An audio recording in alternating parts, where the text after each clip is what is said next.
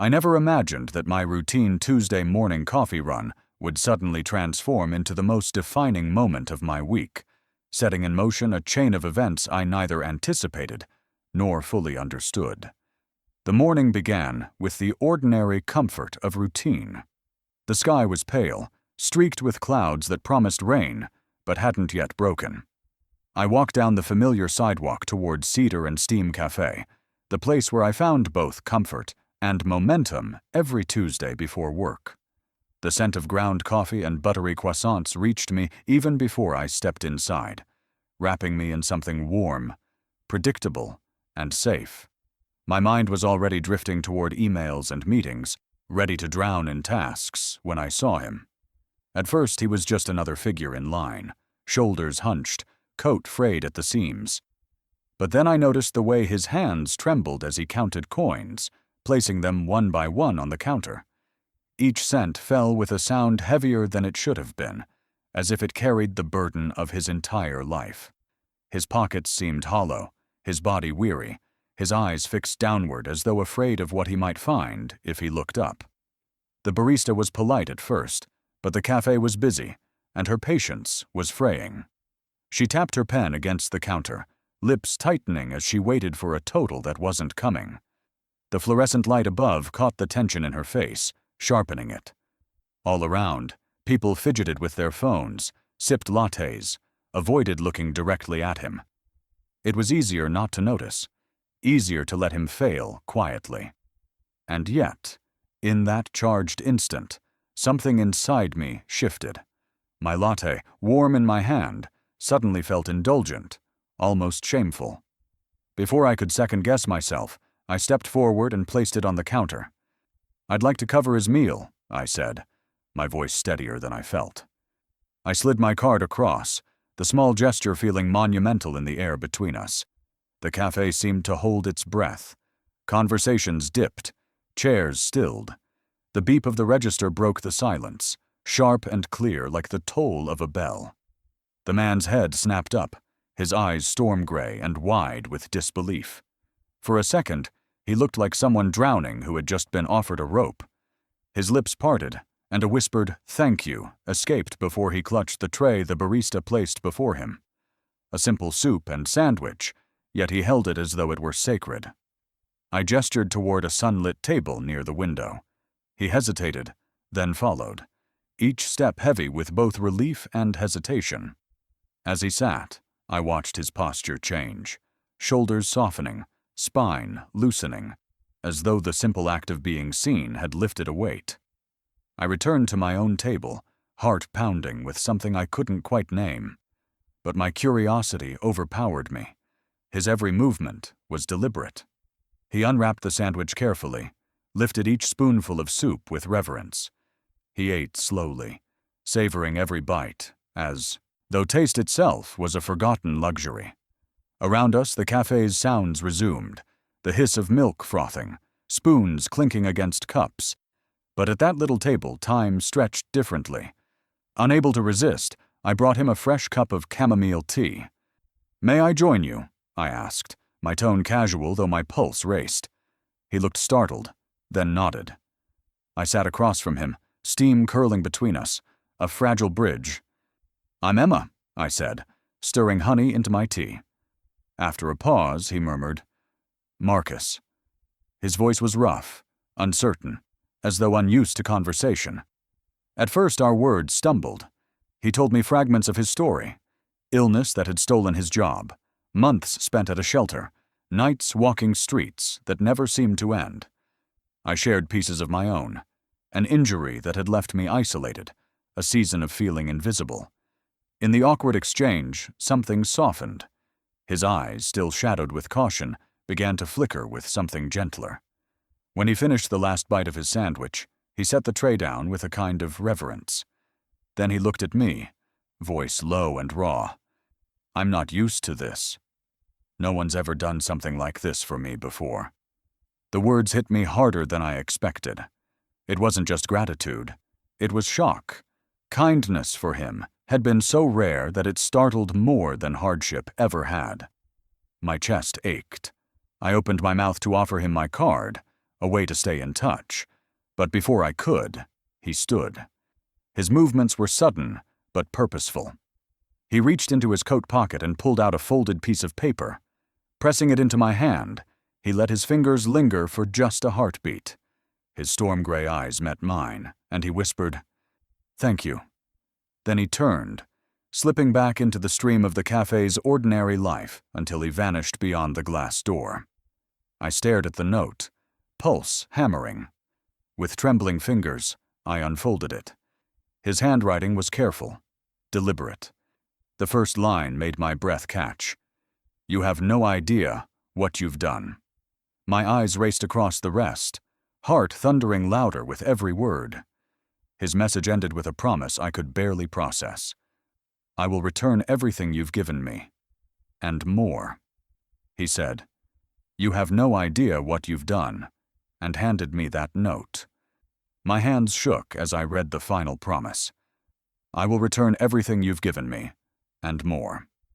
I braced myself, knowing that whatever came next would be a gift of unimaginable magnitude. Because kindness, once shared, can echo through a lifetime, transforming both giver and receiver, tethering two souls forever. Breaking bread can build bridges words never could. He sat across from me, coat still damp and eyes wary, yet hopeful. His first sip of tea seemed to steady a lifetime of trembling. In that moment, I knew kindness was our shared language. The moment the tray settled between us, something about Marcus's presence pulled me back. I couldn't stay at my table, pretending his gratitude had ended with a meal. So I rose again, carrying a cup of chamomile tea. Its pale steam curled upward, carrying a scent of honey and flowers. I placed it gently before him. "This is for you," I said softly, as though louder words might shatter the fragile calm. He lifted the mug slowly, fingers stiff and pale from cold, and inhaled the fragrance. His first sip was careful, almost reverent, as though he expected the warmth to vanish the moment he trusted it. When he lowered the cup, some of the trembling had eased from his hands. Watching him, I realized kindness didn't always roar. Sometimes it whispered through something as simple as tea sliding down a throat that had forgotten comfort. Not wanting to overwhelm him, I spoke lightly at first. I described the weekend farmer's market with its overflowing strawberries, the vintage bookstore around the corner where I'd spent hours getting lost in forgotten titles, the new pastry the cafe had begun rotating every week. My words felt like small threads tossed across the table, hoping he might catch one. For a while he only nodded, gaze dropping again and again to the door, as though afraid the moment couldn't last. But gradually, his eyes began to rise. He even asked a small question about the bookstore, voice rough from disuse. I smiled, seizing the fragile bridge. Our conversation remained simple, surface level, but each word carried weight far beyond its sound. It wasn't what we spoke of, it was that we spoke at all. Still, I sensed a wall within him, built high from years of rejection. Every time he looked at me, there was both hunger and caution in his storm-gray eyes. He wanted connection, but he feared it too. My own heart clenched at the recognition. I knew what it was to feel unseen. I reached across the table then, hesitating only a breath, before laying my hand, lightly, over his. He froze at first, startled by the contact. But then his shoulders lowered, a quiet sigh escaping him. The warmth of his skin beneath the damp sleeve carried more weight than any sentence we might exchange. In that gesture, the cafe seemed to hush again, leaving us inside a bubble where human touch felt like language enough. We sat like that, two strangers tethered by silence and a hand resting gently atop another. For a moment, I could almost feel his hunger, not for food, but for acknowledgement, for the miracle of being remembered in a world that so easily turned its gaze away. My own life, with its cluttered emails and familiar routines, suddenly seemed rich with blessings I hadn't noticed until I saw them mirrored against his absence. His lips parted then, his voice low, hesitant. "I don't know how to thank you," The words wavered, like he wasn't sure they belonged to him. "You don't have to," I answered, brushing my hair back behind one ear. Knowing it helped is thanks enough. The corners of his mouth lifted slightly. It wasn't a smile. Anyone else might notice. But to me, it was radiant. A crack in the armor he'd carried too long. My chest ached with a swell of something I couldn't name. Compassion, hope, maybe even recognition. And then, just as the quiet warmth between us felt safe enough to breathe in, Marcus drew a sharp breath. His gaze locked on mine with a sudden intensity. His voice, hushed and rough, trembled with something deeper than gratitude. "You remind me of someone I lost." The words fell like a stone into water, sending ripples across everything between us. My throat tightened. The café blurred around me. The hiss of the espresso machine, the scrape of chairs, the chatter of strangers, all dimmed into silence. It was just him, his grief pressing through the cracks of his confession. His storm-gray eyes did not waver. I braced myself, knowing that the next name he spoke could unravel the fragile thread we had only just begun to weave. He drew in a shaky breath and whispered, "You remind me of someone I lost." My throat constricted as the color drained from the walls. The world paused on the edge of his confession. I braced myself for the name that would change everything. Sometimes, silence speaks more loudly than any confession, reverberating in the spaces our words cannot reach. The cafe bustled with its usual rhythm, the hiss of steamed milk, spoons tapping against cups, voices overlapping in conversations that drifted like background music, but none of it seemed to touch our corner. Marcus sat hunched at the small wooden table, the sandwich still untouched in front of him. His finger traced the edge of the bread, round and round, as though the crust could hold back whatever storm raged inside him. I didn't rush him. There was something sacred about that silence. It wasn't the kind of pause that demanded filling. It was heavy, dense with all the words he couldn't yet release. I leaned back in my chair, letting my tea cool, and gave him space. Dust motes floated in golden shafts of sunlight, streaming through the tall windows, catching like tiny sparks of stillness. Finally, I spoke, my voice low. "There's no hurry. This is a safe place." His hand faltered on the table. Slowly, his head lifted, and I saw the sheen in his storm-gray eyes, tears gathering, but not yet falling. His lips parted, and for a moment I thought he'd remained silent. Then the words came, soft, cracked. "I'm not used to accepting kindness." The admission pierced me. 6 words, yet they carried the weight of years. Cold nights on park benches, hunger gnawing like a second heartbeat, the shame of invisibility. I leaned forward, heart pounding, and confessed quietly, "Neither am I." His gaze sharpened, searching me. In that moment, our silence shifted. No longer a gulf, but a bridge. I told him about my recovery months, the injury that had left me stranded, sidelined from work, watching life move on without me. His shoulders eased slightly, as if recognizing himself in my story. For the first time, his eyes met mine fully, and I saw the faint flicker of trust. We sat there, tethered by quiet understanding. Outside, cherry blossoms swayed in the breeze, petals drifting down, like whispers of time. Inside, the world narrowed to his trembling hand, reaching across the table. He placed it gently atop mine. The roughness of his palm startled me, but the warmth beneath it rooted me in place. His touch wasn't desperate. It was cautious, reverent, as though he was afraid kindness might vanish if he held on too tightly. My throat tightened, but I didn't move. That simple contact spoke louder than any words we could have exchanged. The cafe blurred into the background.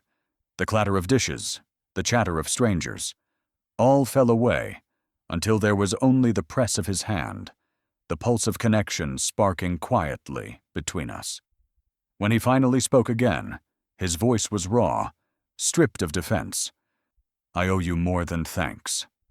The phrase lodged in my chest. Gratitude had already passed between us. This was something else, A vow, an unfinished story pressing against the surface. He inhaled sharply, eyes flicking toward the door as though debating escape.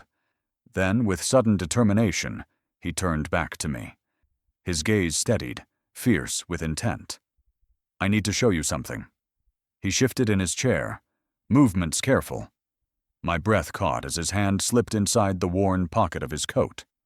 For a moment, he stilled, as though gathering courage. Then he pulled out a small bundle wrapped in soft, crease-worn cloth. He placed it on the table between us, his hand trembling slightly before drawing back. I stared at it, my pulse racing.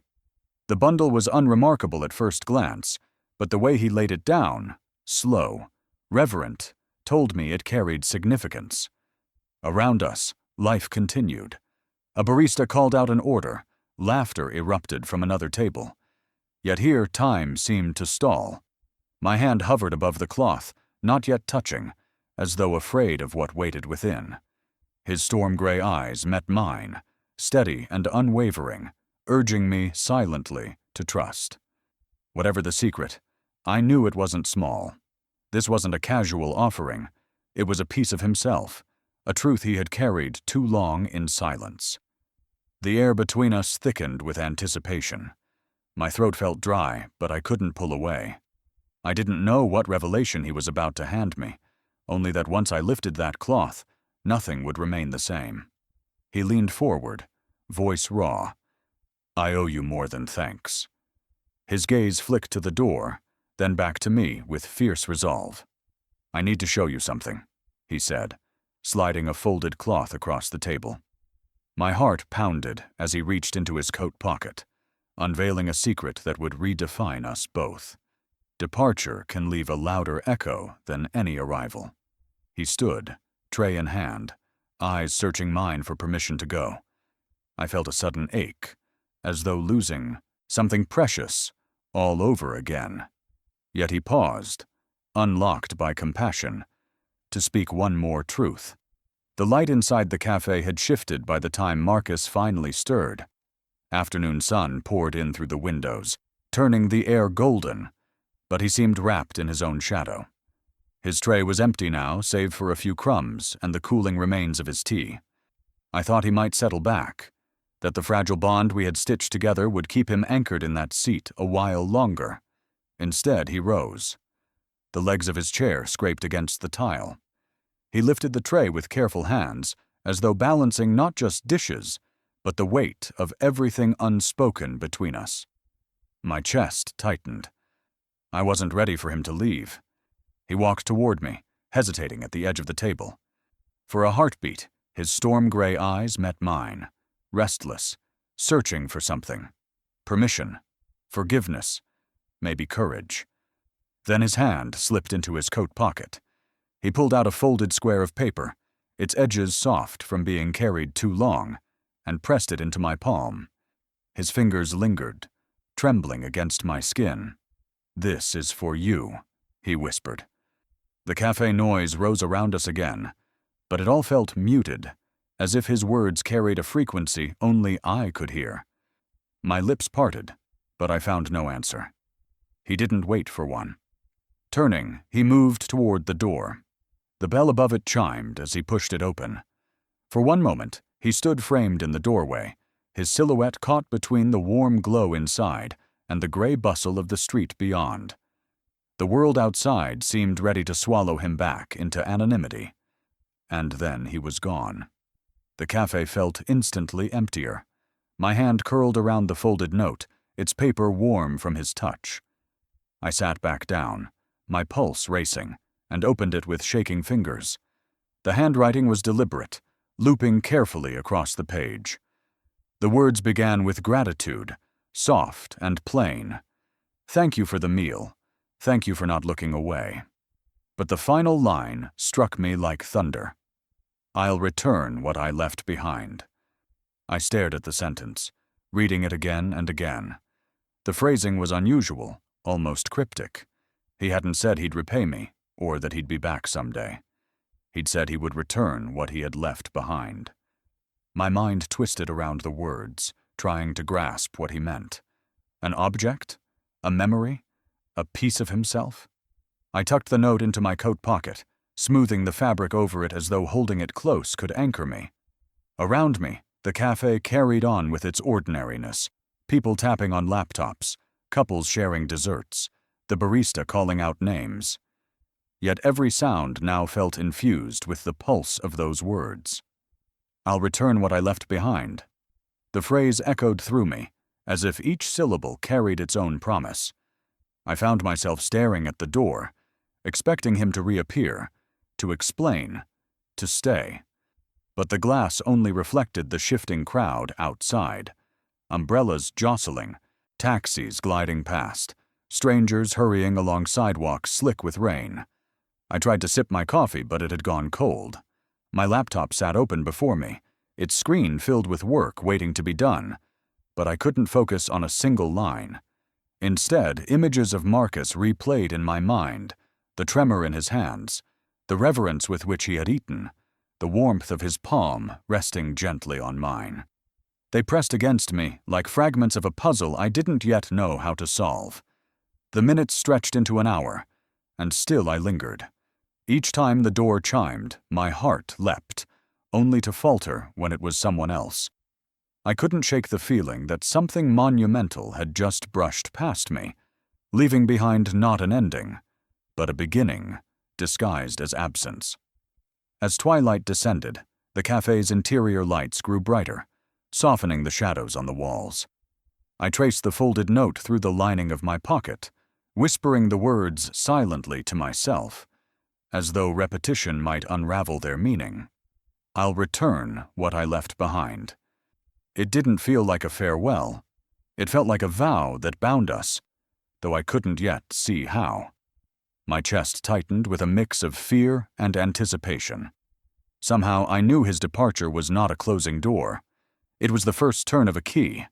The final line stopped me cold. I'll return what I left behind. My heart seized at the promise of his return. I could almost hear the echo of his footsteps outside. I knew then our story was only just beginning. When kindness lands like a pebble, its ripples reach far beyond sight. I replayed his grateful eyes through every mundane moment of my day. His promise echoed in my mind. I'll return what I left behind. I wondered what, or who, he sought to give back.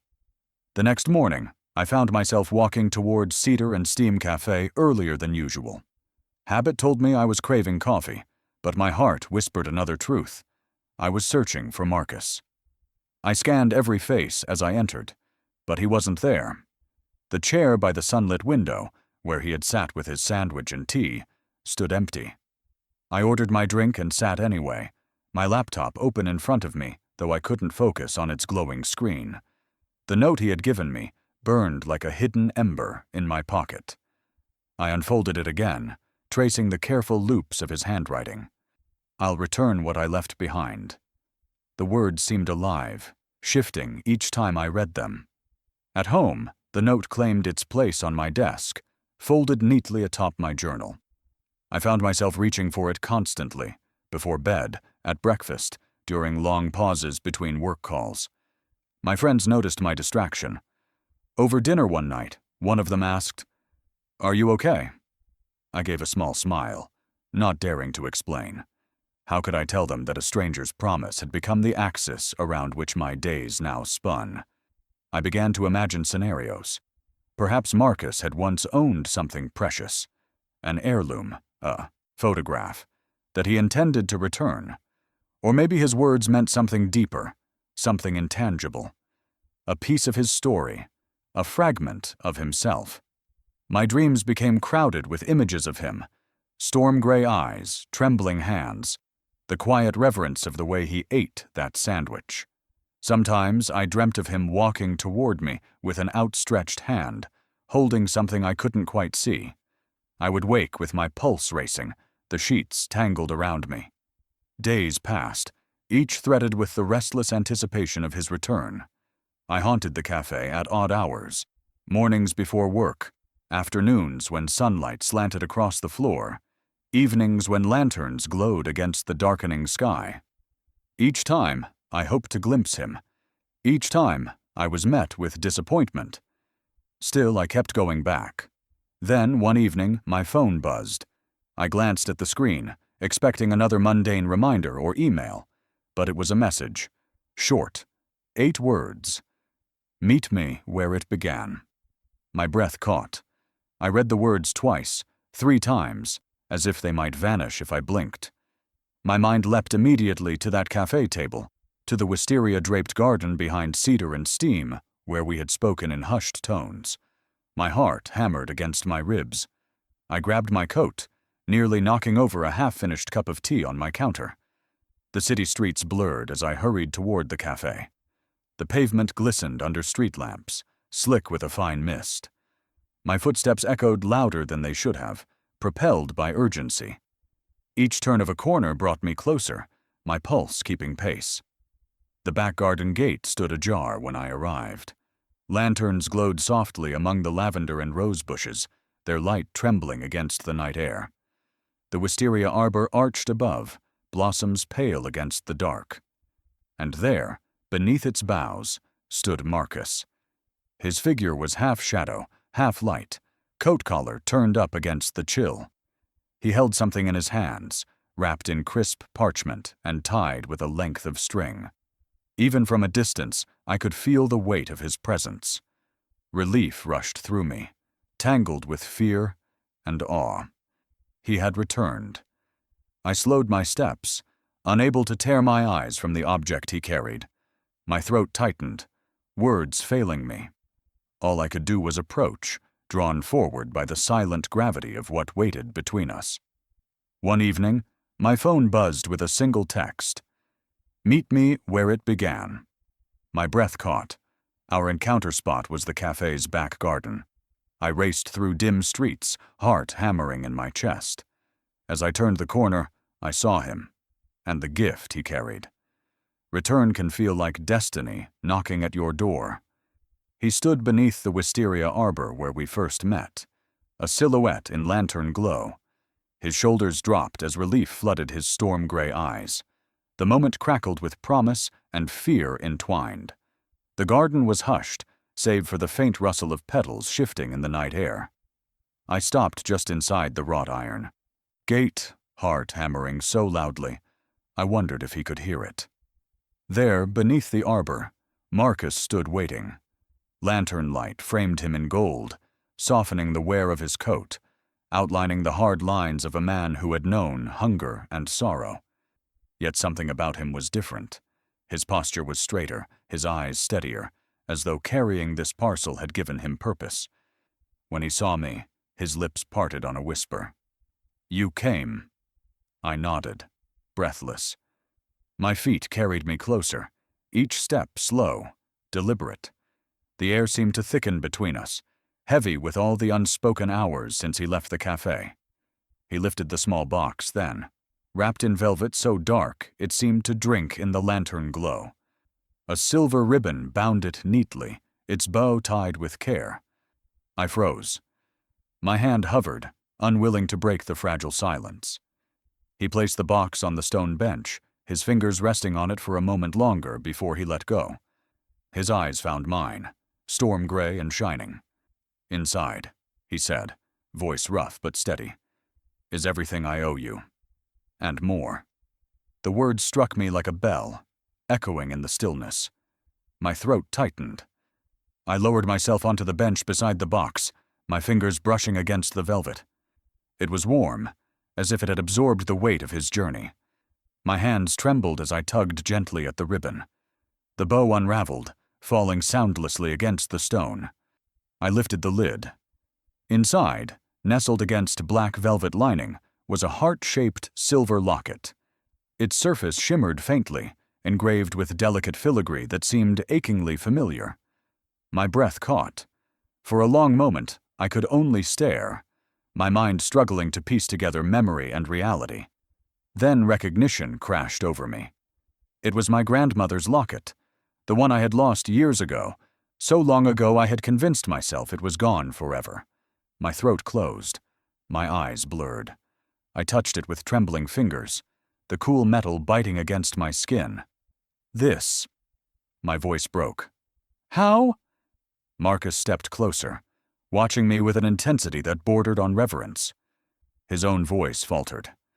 I found it, he said. It came into my hands when I had nothing.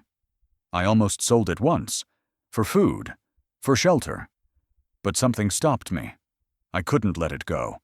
It felt important, like it belonged to someone I couldn't forget.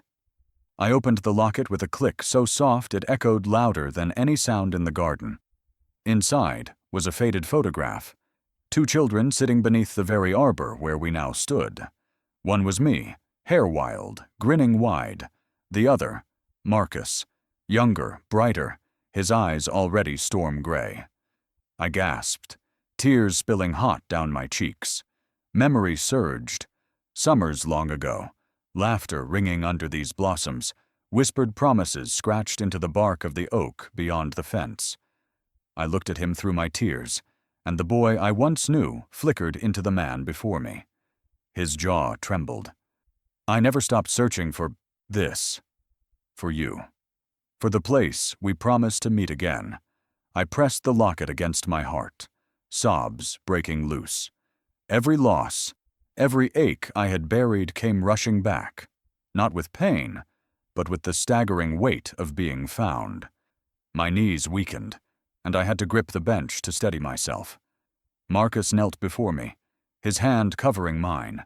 His eyes glistened in the lantern glow.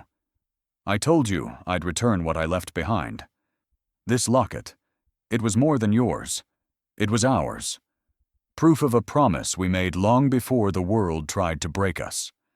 The night seemed to fold around us, petals drifting from the arbor above like blessings. In that quiet, everything else fell away. The café, the city, the years apart.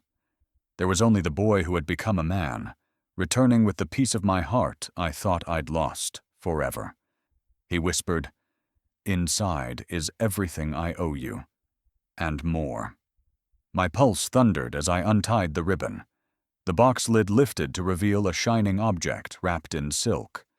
Tears blurred my vision as I lifted the cloth, and gasped. Some gifts carry echoes of history in their grain. The velvet box felt impossibly heavy in my hands, as though it bore the weight of 1,000 unspoken stories. Its soft edges hinted at something precious and painful, poised to unravel the past in a single moment. I knew that unveiling it would reshape us both, tethering our hearts to memories long believed lost. I cradled the navy velvet box in my hands, my pulse thrumming as if the object itself carried a heartbeat. The silver ribbon had fallen aside, leaving the lid bare, waiting. When I lifted it, the sight inside struck me like lightning.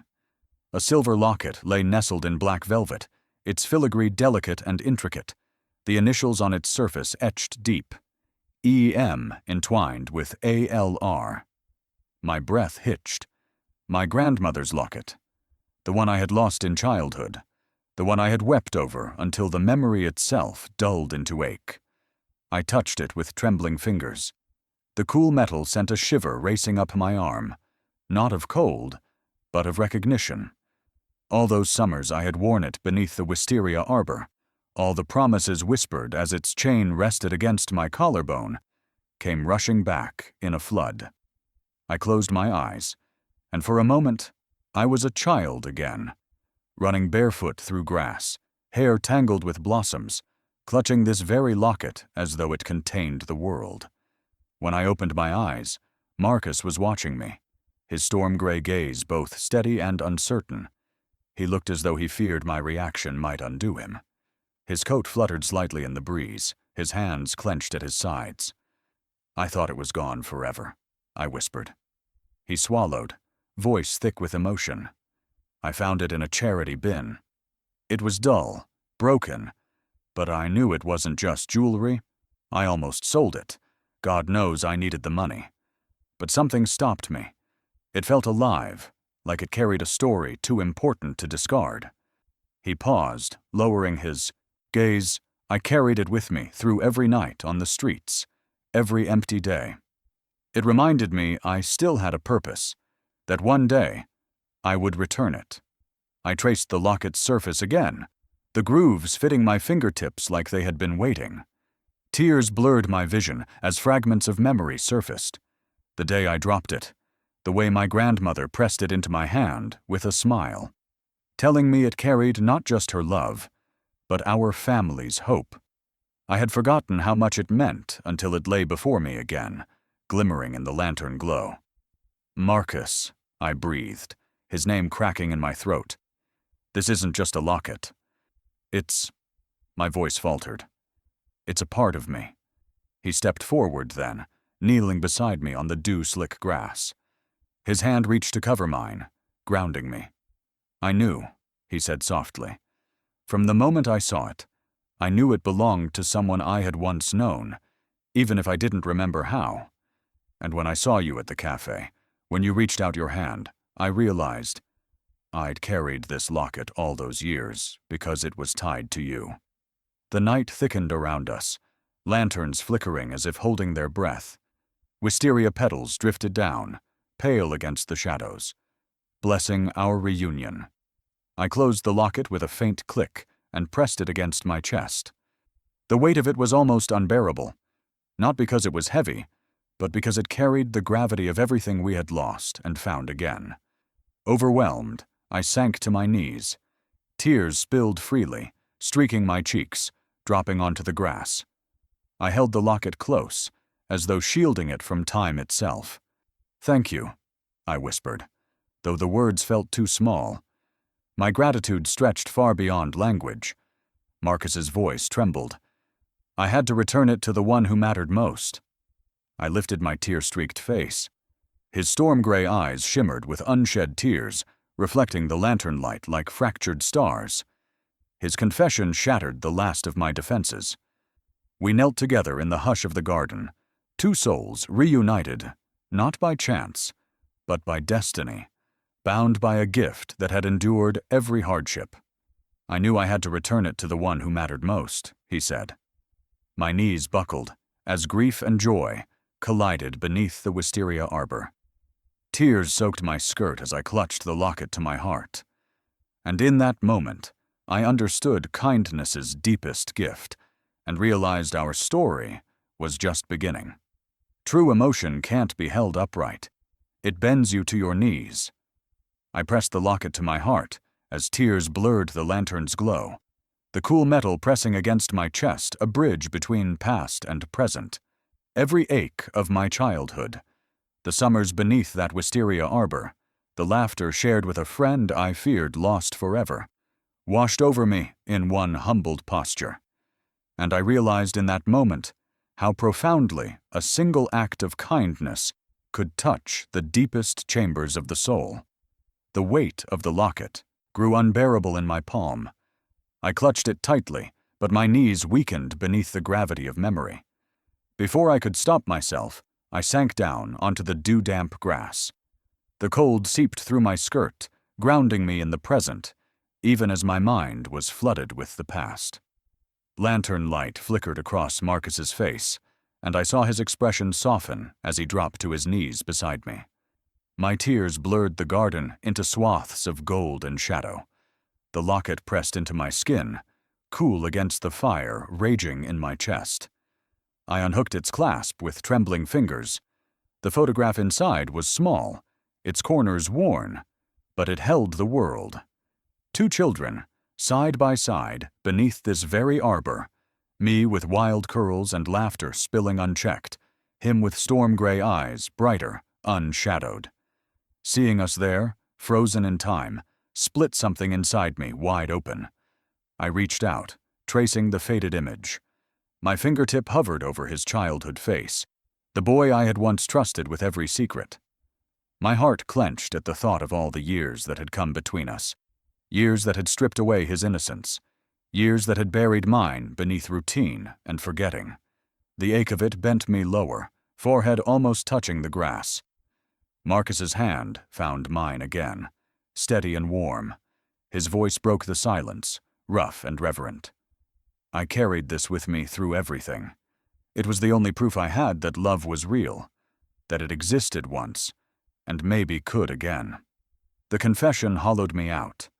I turned to look at him, tears streaming, and found his eyes shining with the same grief and wonder I felt. He wasn't only returning a locket. He was returning a part of myself I hadn't realized was missing. My sobs came harder then, raw and unrestrained. For years I had carried invisible aches, the loneliness of recovery, the disconnection of daily routines, the hollow ache of loss that never fully healed. And now, kneeling in the garden with Marcus beside me, those aches poured out like water from a shattered vessel. He didn't move to stop me. He didn't try to hush my tears. He simply knelt there, his forehead resting gently against my temple, his presence a steady anchor in the storm. Around us, petals drifted down like blessings, soft against our shoulders, collecting in our laps. When my breathing slowed, I heard him whisper, "Your grandmother's love. It saved me, even when I didn't know you were still out there. Without this locket, I might have given up, but it reminded me that kindness exists, that maybe I could find my way back." I pressed the locket to my chest, over my heart, and whispered, "And now you've given it back to me." My voice cracked, but the truth was steady. "You didn't just save yourself, Marcus. You saved me too." For a moment, silence reigned again, but it was no longer heavy with sorrow. It was alive with release, with renewal. The garden around us seemed to exhale, lantern flames swaying gently, as if nodding approval. Slowly, I rose, helping him up with me. We stood together beneath the arbor, close enough to feel the tremor in each other's breaths. His hand still held mine, his thumb brushing lightly against my knuckles. It was a gesture so simple, yet it felt like the sealing of a vow. His storm-gray eyes searched mine, and his voice dropped to a whisper that trembled with vulnerability. "Will you let me stay?" The question landed with the weight of 1,000 untold stories. My heart surged with an answer I couldn't yet voice, but it glowed in every corner of me. A yes woven from compassion, memory, and trust reborn. I lifted my tear-streaked face and found his storm-gray eyes shining with unshed tears. "Will you let me stay?" he asked, hand still clasped around mine. My heart swelled with a fierce, joyous yes that words could never capture. The promise of what came next, woven from compassion, memory, and renewed trust, shone brighter than the lantern's flame. And as the wisteria overhead shivered in the night breeze, I knew our story was far from over. Some unlockings reveal more than metal clasps. They open hearts to forgotten truths. Together, we examined the photo tucked inside the silver frame, each of us holding a corner of its fragile paper world. The little girl in the picture smiled back at me, eyes bright with innocence I had nearly forgotten. That single smile bridged years of silence in a single glance, as though destiny itself had paused to draw breath. I turned the locket carefully in my hands, its hinges creaking faintly, as if time itself resisted being reopened. Marcus knelt closer, his eyes fixed not on me, but on the tiny photograph tucked inside. We held it together, our fingertips brushing the fragile paper edges. The lantern light flickered, casting its glow across the faded image. Two children seated on a fallen log in an orchard, grins wide, dandelion crowns tilting on their heads. One was unmistakably me. The other was Marcus. A tremor ran through me. The years fell away in a rush, leaving only the memory of laughter echoing through summer leaves. "It was our secret place," I whispered, my throat tight. "The orchard, the oak tree, the promise we made." Marcus's jaw clenched as his storm-gray eyes shone with a mix of sorrow and wonder. "I never forgot," he murmured. "Even when the world stripped everything else away, this picture reminded me I wasn't always lost." His hand brushed the locket's surface, almost reverent. I wore it against my chest through nights of cold concrete and days when I thought I wouldn't make it. It was proof that once, someone cared, that I wasn't invisible. Tears gathered in my eyes. I traced the corner of the photo, the crease worn from years of being pressed and folded. I remembered the panic of losing the locket, how I had searched every blade of grass, every shadow beneath the arbor. The loss had hollowed me out. Though over time, I convinced myself it was only an object. But seeing it here, returned, alive with memory, I knew it was never just metal. It was a vessel of promise. The garden seemed to lean closer around us, lantern light swaying, petals drifting silently. I could almost hear the echoes of our childhood laughter, the whispers of two children who had once believed nothing could part them. That innocence, captured in the photograph, shimmered like a fragile thread stretched across decades, finally drawn taut again. I pressed the locket to my heart, whispering, "It feels like a miracle." Marcus's voice broke, hushed and raw. "You were the reason I kept going, even when I didn't know if you still remembered me." His gaze met mine, steady and unflinching. "This locket wasn't just yours. It was ours." Proof that I had once been someone worth loving. I couldn't hold back anymore. I leaned forward, wrapping my arms around him. His shoulders shook against mine, his breath ragged with release. The photograph pressed between us, fragile but unbroken, like the bond it represented. When we pulled apart, his hands trembled as he brushed a petal from my hair. His lips parted, words forming slowly, heavy with weight. "There's more you need to know." The night thickened, air rich with the scent of wisteria and lavender. My pulse quickened, bracing for the revelation he had carried in silence. The photograph glimmered faintly between us, a bridge to the truth I had long forgotten, but was about to face. He pulled back slightly, voice hushed. "There's more you need to know." My pulse caught, bracing for the final secret. The orchard's scent drifted on the breeze, heavy with anticipation. Our childhood vow awaited its completion beneath the wistaria's silent witness. Promises made in innocence can shape a lifetime, casting long shadows across the years. He recited our childhood vow beneath the old oak's boughs, voice trembling like a leaf in the breeze. Each cherished word cracked with the weight of memory and hope intertwined. In that moment, I realized how that promise had guided us both back to one another. The photograph inside the locket had unlocked more than memory. It had reopened a path back to the oak tree that still stood at the heart of the garden, its branches sprawling, like protective arms. Marcus and I moved toward it, as though pulled by gravity, the locket heavy against my chest with every step. The roots curled up from the earth like ancient veins, and the carvings we had once etched into its bark, our initials, our secret oath, remained faint but visible, softened by time, yet unforgotten. We stood beneath its canopy, moonlight filtering through the leaves. Marcus rested a hand against the trunk, his fingers brushing over the faint carvings, and his voice wavered as he whispered the words we had once sworn in giggles and wide-eyed faith. "No matter where life leads us, find me here, beneath these branches, and I will find you."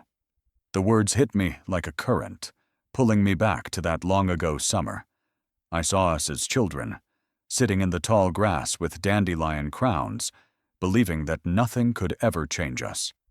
I remembered how we had pressed our palms together as we carved those letters, sealing our vow in bark and blood and laughter. Now, standing in the hush of night, those same words felt deeper, etched not just into wood, but into our very lives. My throat closed as tears threatened, but I forced myself to speak. "I thought I lost you," I said softly. "But maybe the promise carried us here, even when we forgot." Marcus turned, storm-gray eyes shimmering. "I was terrified you'd never come back that last summer," he admitted. "I carried that fear for years. It made me believe I was easy to leave behind." His voice cracked, and for the first time, I saw not the man hardened by hardship, but the boy who had once laughed with me under these very branches. I reached out, laying my hand over his. "You were never easy to forget," I whispered. "I lost my way, but I never stopped carrying you inside me. This tree, this promise, It tethered me, even when I didn't realize it. We stood together in silence, the oak towering above us like a witness. The breeze stirred its leaves, whispering approval, carrying our vow across the night air, as if renewing it with each rustle. Marcus drew in a breath, his hand trembling as he extended it to me, palm up. Will you fulfill our promise? The question held all the weight of the years we had lost, all the hope of the future waiting to be written. I stared at his outstretched hand, the silver locket gleaming faintly at my chest, and felt the thrum of destiny. It wasn't just a childhood vow anymore.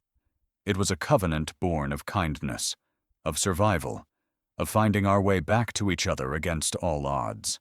I placed my hand in his, my fingers curling tightly around his own. Yes, I whispered, voice breaking but certain. Yes, I will. The moment stretched, sacred and unshakable. The oak loomed above us, its branches arching like a cathedral ceiling, as though blessing our vow anew. The bark beneath our palms was rough but steady, grounding us in the truth that promises once spoken never truly die. He held out his hand. Will you fulfill our promise? My breath hitched. This was more than nostalgia. It was destiny calling my name under the moonlit oak. The oak's silhouette loomed behind us, an ancient sentinel to our vow. I stepped forward, hand in his, ready to follow the promise wherever it led. Redemption often arrives in the guise of kindness, slipping quietly into our lives when we least expect it.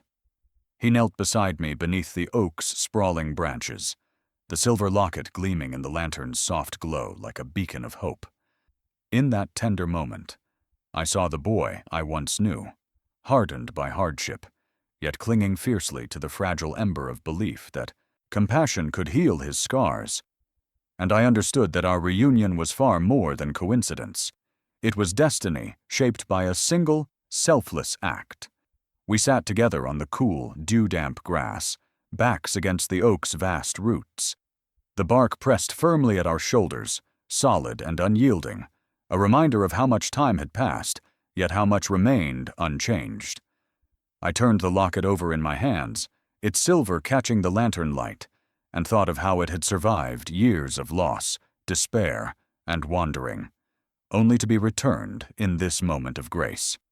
Marcus broke the silence first. His voice was low, raw. I'm sorry I left you behind, he whispered, the words carrying more weight than their syllables could hold. I turned to him, startled. His storm-gray eyes glistened, fixed on the locket, as though the apology had been waiting all these years for the courage to be spoken. You never left me, I answered softly. Not really. I carried you with me, even when I didn't know it.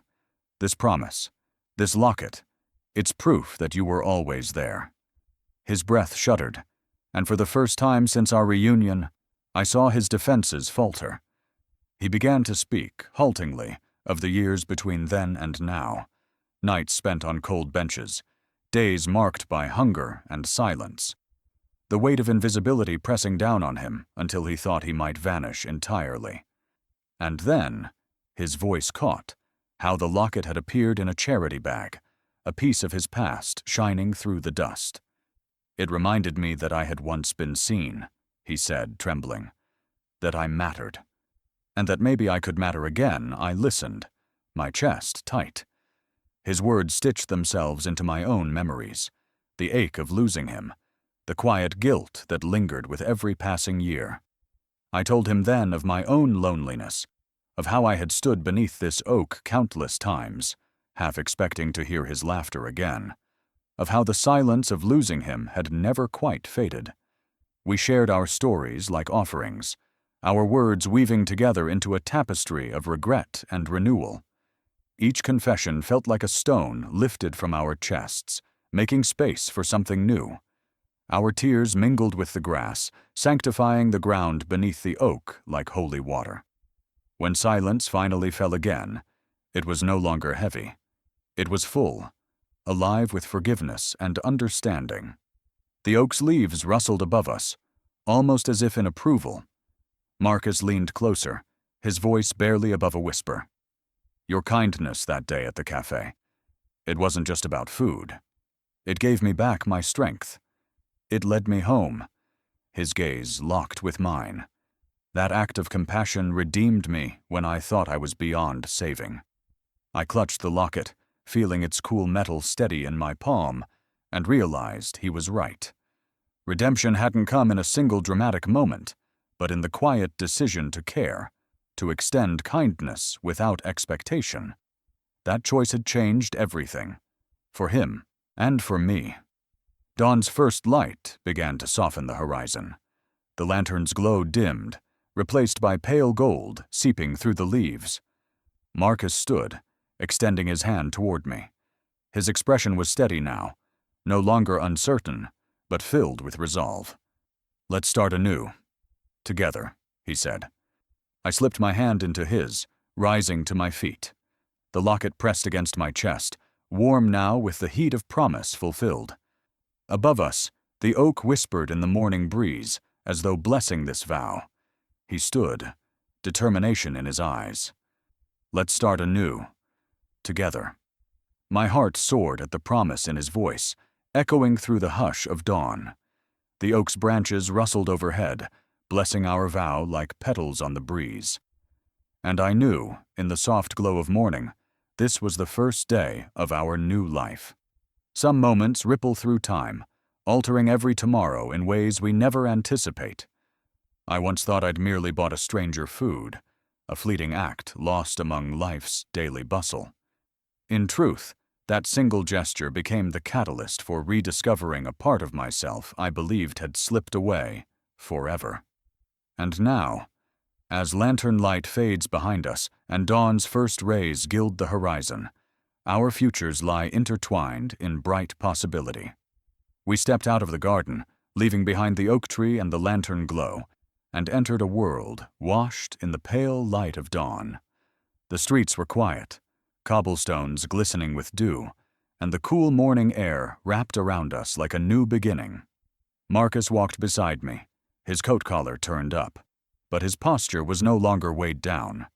He moved with the quiet strength of someone who had reclaimed not just an heirloom, but a future. The locket rested against my chest, its familiar weight no longer a symbol of loss, but of restoration. I touched it gently as we walked, marveling at how something so small had carried us through so much. What began as a meal in a café had grown into something larger than both of us, a story of redemption, of promises kept, and of lives forever changed. Marcus broke the silence first. I've been thinking, he said, voice calm but steady. What if we turned this into something bigger? What if our story could help others? His storm-gray eyes held a spark I hadn't seen before. Hope, determination, a vision. We could start something here. At the café, a place where people can share their stories, find kindness when they need it most. The idea settled in me, like sunlight spreading across the horizon. I could see it. Tables set not just with food, but with compassion. Strangers becoming friends over a simple meal, laughter mingling with the clink of cups, stories flowing as freely as the coffee. A community born from the same spark that had reunited us. I smiled, my heart swelling. We could call it the Compassion Circle, I suggested softly. A place where no one feels unseen. Marcus's lips curved into a smile, small but genuine. Yes, he said. A circle. Because kindness always comes back around. We paused at the corner where I had first seen him. Pockets turned out, counting coins at the counter. The cafe's windows glowed warmly in the early light, its familiar hum awakening with the new day. I realized then how deeply this place had become woven into the fabric of our story. What once was routine had transformed into sacred ground. I pressed the locket to my heart, whispering more to myself than to him. Life's greatest gifts come when we open our hands without expectation. He squeezed my hand in reply, as though sealing the truth of those words between us. The world stirred awake around us, birds lifting their first songs into the sky, the glow of dawn stretching into gold across the rooftops. Each note, each shimmer of light, felt like a hymn to renewal. As we walked, Marcus spoke of his plans with growing excitement. Workshops in the café garden, meals shared with those who had none, a safe space for voices long silenced. And as he spoke, I saw not the man who had once trembled over coins, but a leader, a giver, a soul who had risen from hardship with a vision fueled by kindness. We reached my apartment building, its bricks bathed in rosy morning light. Marcus stopped and turned to me fully, his storm-gray eyes reflecting both the dawn and the promise of what lay ahead. He took my hand again, steady and warm. "Whatever comes next," he said, his voice unwavering, "we face it together." The words struck deep, anchoring themselves into me like roots into soil. I knew then that our story was no longer just about a locket, or a promise, or even a cafe meal. It was about the way kindness reshapes us, binding wounds, reigniting hope, and opening futures we never imagined. I drew a breath, the scent of morning filling my lungs, and whispered, "Kindness changed us both. Forever." As sunlight filtered through the trees, he squeezed my hand. "Whatever comes next," he said, "we face it together." Hope glowed brighter than any lantern in the night, and I whispered, "Kindness changed us both. Forever." If this story touched your heart, tap like and let me know which moment moved you most in the comments below. Hit subscribe and ring the bell so you never miss our next deeply human tale of compassion and redemption. Share this video with friends who believe in the power of kindness to change lives. Join our community on social media to keep the conversation and the kindness flowing.